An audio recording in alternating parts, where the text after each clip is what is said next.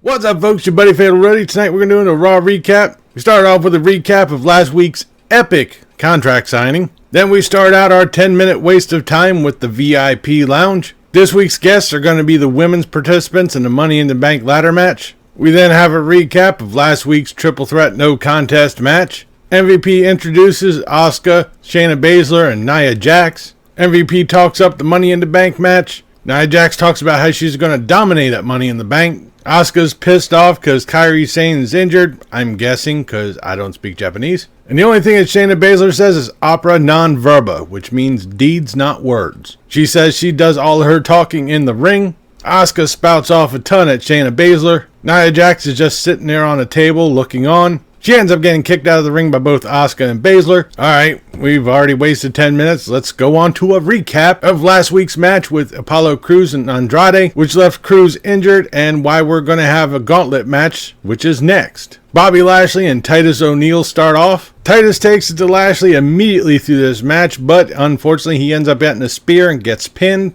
Akira Tozawa is next, but Bobby Lashley makes quick work of him. Shelton Benjamin is next to be sacrificed. Bobby Lashley eliminates him. Humberto Carrillo comes out. He shows off more offense than his previous competitors. Bobby Lashley ignores the referee, telling him to get out of the corner, pushes the referee, gets disqualified, but heel tactics have to prevail. Bobby Lashley beats down on Humberto Carrillo some more. Angel Garza comes out, because who else would Vince McMahon put Humberto Carrillo against but another luchador? We had Bobby Lashley squash 3 people just to look like a tool and get disqualified. Really? Bruh. Carrillo kicks out of every pin attempt that Garza attempts. Carrillo reverses his way out of a wing clipper, gets the pin, which was actually a surprise. Austin Theory is next. He's putting on a pretty good show, but Carrillo sneaks out a pin on that one, following up out of a superplex. And then the rumored AJ Styles comes back. Styles dominates Carrillo, working on his leg. He locks in the calf crusher, and Humberto Carrillo taps out. So AJ Styles is going to be going to the Money in the Bank ladder match. After the match, AJ attacks Carrillo, slamming his leg some more into the ring post. AJ gets on the microphone, says he's not a zombie, he's not a ghost, and at Money in the Bank there's going to be no Undertaker to steal a spotlight, and he will do anything to win Money in the Bank, even if it means chucking someone off the side of the building. Throughout most of this night we have top 10 of the Money in the Bank best moments, just to kill time, because why not? Then we got our Hour 2 talk segment. Seth Rollins comes out for an interview. Rollins says that he has every bit of confidence in Buddy Murphy winning. Murphy winning later on tonight. Then he goes on rambling some more about how he's the one, Drew's not. The same fucking diatribe we've heard I don't know how many fucking weeks. There's absolutely nothing here that we haven't heard 5,822 times. Seriously, he looked like he was constipated through this interview, as shown in this pic right here. Then we got a backstage interview with Murphy. He's asked why he stayed so loyal to Rollins. He says he hopes to be on the same level as Rollins or possibly better. Then we got Team Ricochet versus Vink and Thorne again. I honestly expected a repeat of last time they fought, but 50-50 booking rolls in. Thorne and Vink did put on some impressive work, and they got the pin. So I guess we're burying Ricochet and Cedric. Then we got the Street Profits versus the Viking Raiders. It's the usual match. Montez Ford gets worked over. He gets a hot tag onto Dawkins. There's a lot of back and forth, a lot of near falls, some pretty good spots going through this match. The Viking Raiders hit the Viking Experience, which is still the most goofiest name I've ever heard. They get the pin.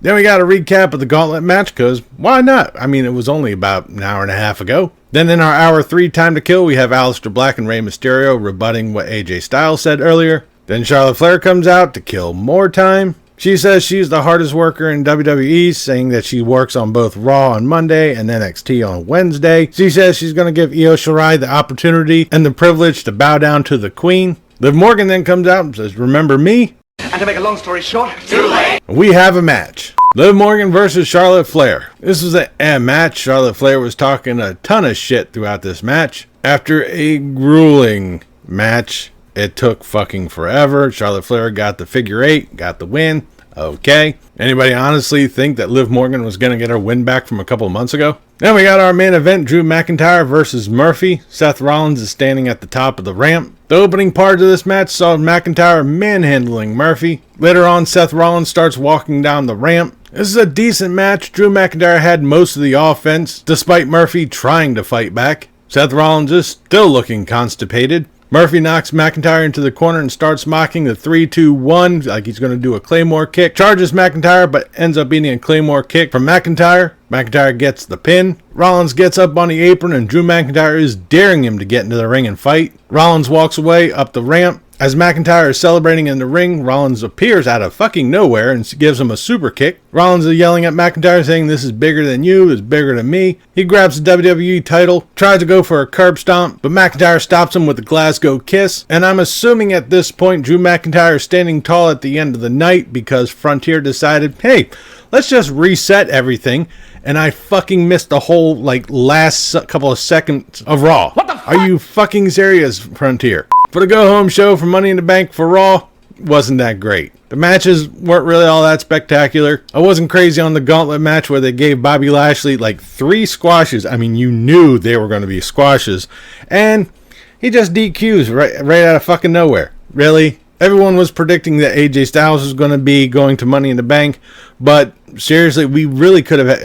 why not just have Bobby Lashley go all the way to the end and there's AJ Styles? That might have been a decent match. The rest of the matches really could have done without. The main event, it was decent. But that'll do it for this episode of Raw Recap. I'll be back later this week for the SmackDown review. Leave a comment down below what you thought of tonight's Raw, what you thought about this video. If you liked it, please give me a thumbs up. Don't forget to share and subscribe. I've been Fatalroadie. You've been awesome. Thank you very much for watching. And remember, if it's too loud, you're too old. See ya.